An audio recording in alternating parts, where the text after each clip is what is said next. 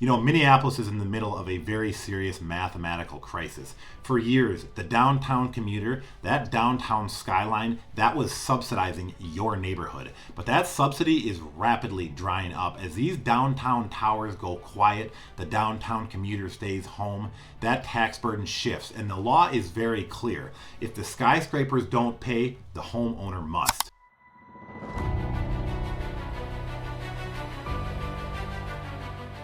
Look, if you've seen my videos, you know this about me. I am not a hype guy. I don't make videos to try and convince you to do anything that's really important to me. We focus on objective data and give it to you so you can make decisions for yourself. And what you're going to see here over the next 10 minutes is that Minneapolis is undergoing much more than simply a budget crisis. It's a total structural reset for the city. And to understand where Minneapolis is headed, we have to understand the mechanics of how it broke. From the shift to remote work, the impact of COVID, the civil unrest, the old foundation of this city has been structurally tested, and many would tell you that it has been broken. So over the course of this video, we are tracking the data behind this reshaping of Minneapolis. Specifically, we're going to dive into the reshaping of downtown, that cratering tax base, how it's affecting your taxes as a homeowner, and what's next for the city of Minneapolis. So let's get into that right now. Well, if you own a home in downtown Minneapolis, and there's a good chance even greater Hennepin County, the last time you got your tax bill, you got some numbers you probably didn't like. And what you probably noticed was something like your value of your home stayed relatively flat or had a modest increase. There's a good chance your tax bill jumped much more sharply relative to the value of your home. Why is that? Well, Minneapolis has had a rough go of it for the past 6 years. To pretend otherwise would be foolish. 2020, we saw COVID land on the nation at large, obviously including Minnesota. 2020, Minnesota also had the George Floyd event, which led to significant civil unrest.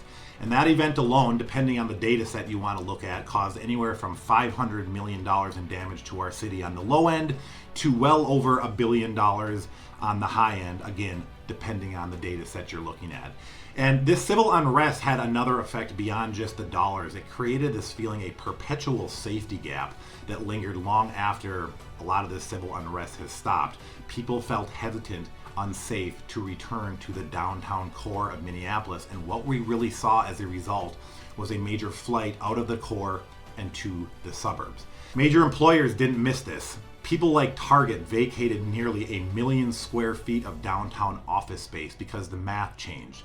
Workers didn't want to just stay home. They were scared. They were hesitant to return to a core that felt unstable.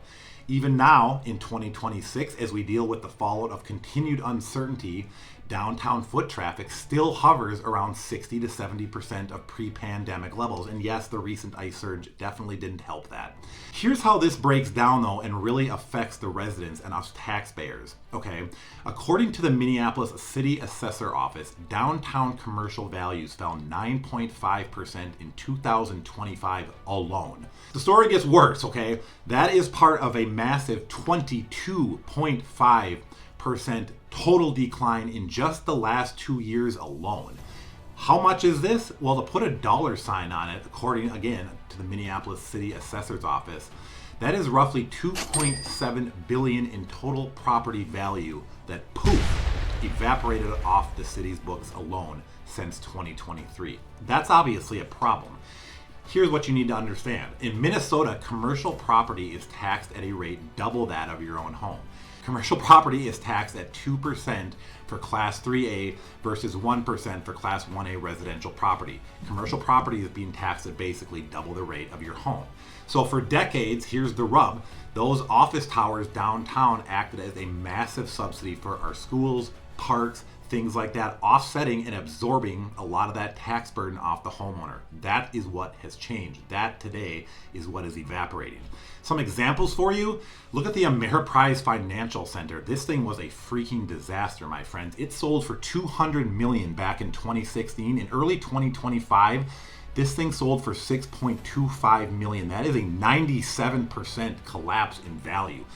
LaSalle Plaza saw a similar fate, selling at a 48% drop from its previous assessment. And when a skyline value vanishes, the tax burden doesn't disappear. That's the key.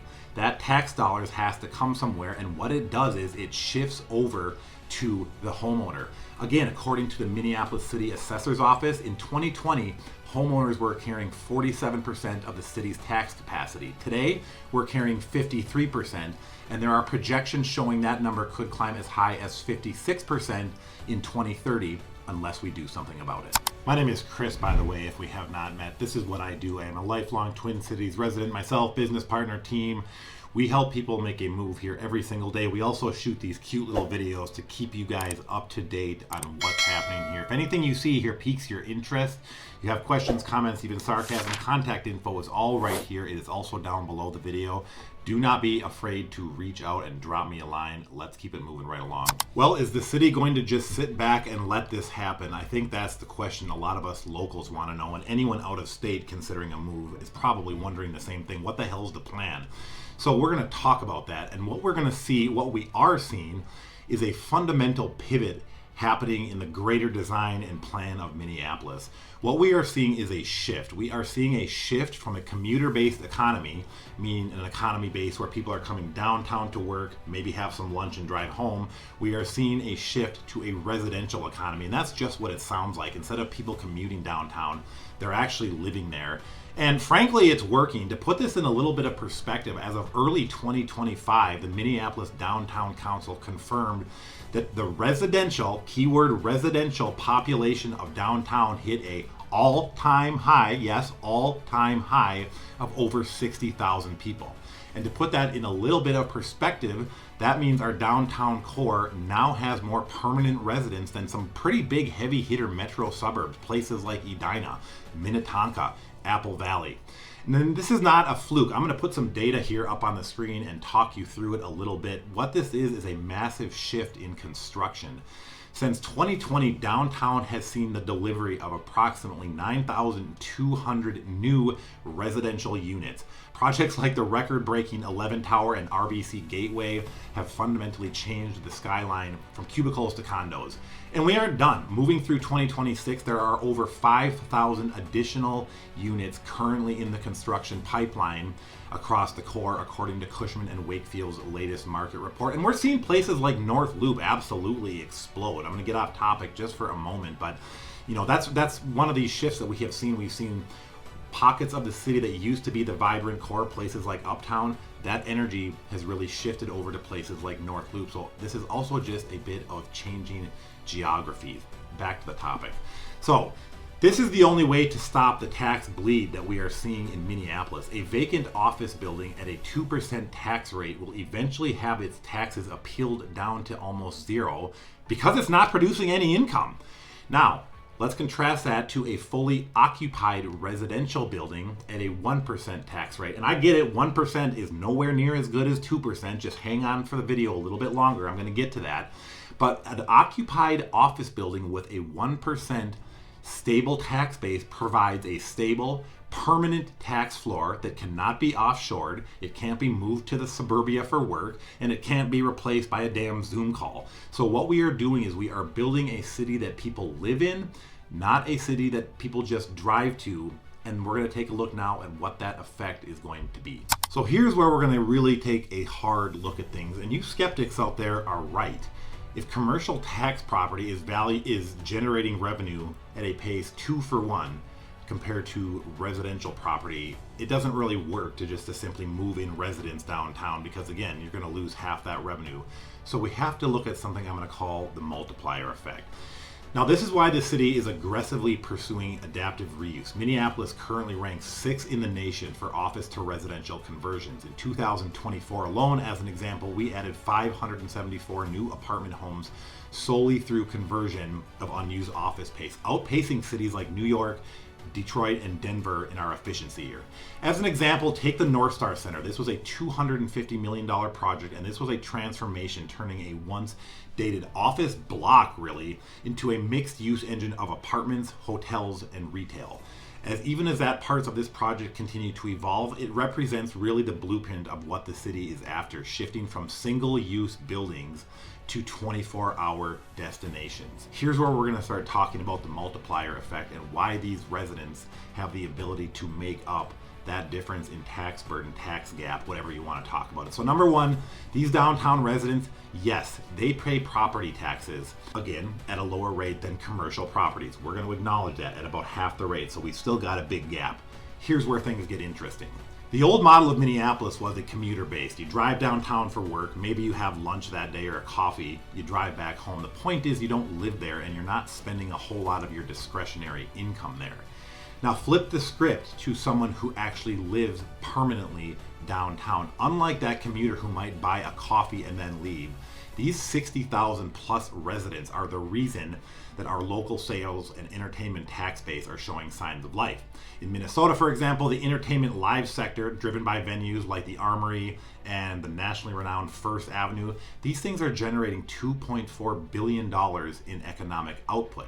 So that's really the rub. For every ticket sold at one of these venues, for every dinner in the North Loop, for every grocery store run downtown to Whole Foods, this is going to provide a diversified human tax base. And so yes, while the property taxes are going to be lower off the residents compared to the commercial tax base, you have a whole bunch of residents down there now spending discretionary income on a whole bunch of other things that these commuters were never ever going to spend money on. The real take home is we are trading a volatile corporate downtown model that can be erased by a single corporate boardroom decision, things of that nature, and we're trading that for a community of people who are physically and financially invested in the blocks where they live. That is the shift that we are seeing, and that's where the promise is. I mean, there is no two ways to say it, and I will not pretend otherwise. Minneapolis has definitely faced a unique crisis of stability over the past 5 or 6 years between the global shifts and then locally here, the deep impacts of civil unrest. What we have learned is we have learned that a city built on a soft corporate leases is a city built in the sand. We can't really afford to depend on this laptop economy that can pack up and leave, frankly, the moment the going gets tough. So this is why we are seeing this pivot in Minneapolis. And there's a couple other things I would just like to call your attention to, because at least in my opinion, this lends to the belief and idea that Minneapolis has a plan, and we are seeing some positive developments here for the future.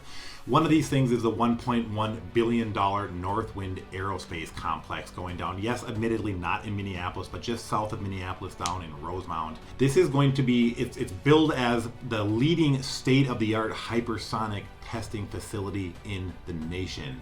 That's a $400 billion industry. Minnesota is about to stick not only their toe into it, but both feet. Another one, the $1.2 billion surgical tower at Abbott Northwestern Hospital that is just getting wrapped up. These are very high value tax anchors that not only bring thousands of very good jobs, not only to the state, but into the city every day. But this is infrastructure that cannot go remote. Minneapolis, Minnesota is investing heavily in biotech, med, things of that nature for the future, and that's a really big deal. Now, admittedly, the reshaping of this city is a painful transition. As someone who lives here, I will absolutely admit that to you. We feel the weight of this tax shift in real time, but I am also very optimistic because I do think, again, if you take emotion out of it, if you look at the data, if you follow the logic, if you understand the plan of moving from this commuter-based economy into one that is more residential economy, you look at the multiplier effect, you look at some of these big industries and projects coming in, you start to get a very different picture than one that you see in the national media, the one that is just, signs of civil unrest and horror stories. The data does not show that picture. As we wind this video down, as is always the case, I would love to hear from some of you other locals, my other Minnesotans, those of you who live in Minneapolis. What have you seen? What have you noticed with our great city? And how do you feel about this plan of moving from, more of a commuter-driven economy over to more of a residential-based first economy? Because I think it's very true. The commuter economy that once served as the financial engine for this city, that thing has stalled out and it's no longer working. The dual impact of COVID, civil unrest, remote work, I guess that's a tri-impact, not dual impact. But those things have really affected, and the era of the 9-to-5 commuter downtown subsidy is over. At the moment, this transition is somewhat painful. As someone who lives here, I can tell you that. We just talked about how currently the tax burden has shifted a lot over to the homeowner, and there are some questions that we need to have answered. Personally, for me, just talking to you as a person, I can follow the logic, the multiplier effect that we talked about in this video, having a large and growing downtown urban core of residents who not commutes in and out, but who actually lives there and then spends their money there when they are not working. That makes some sense to me. I can see some promise in that. I think Minneapolis will pull that off. I'll tell you one more thing here and then we'll shut this down.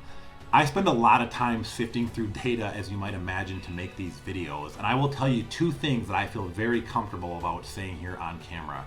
Number one, if you deep dive into the data about Minnesota and Minneapolis in particular, and look at objective sources, what you will find is the data is nowhere near as scary or negative as what the clickbaity headlines paint and continue to throw on the stage in the national media. It drives me nuts. That's absolutely true.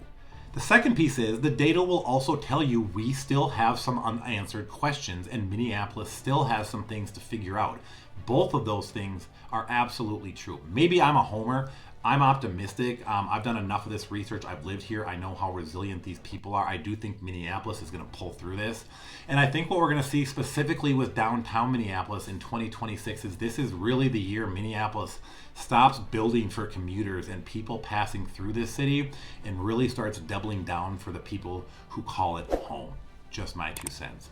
So if you guys found this video helpful, please give me a like. It really helps us out. Questions, comments, sarcasm, contact information is also down below. Let me have it in the comments. I really like to hear from you guys. Again, my name is Chris. Thanks a lot for watching, and I will see you guys again real soon.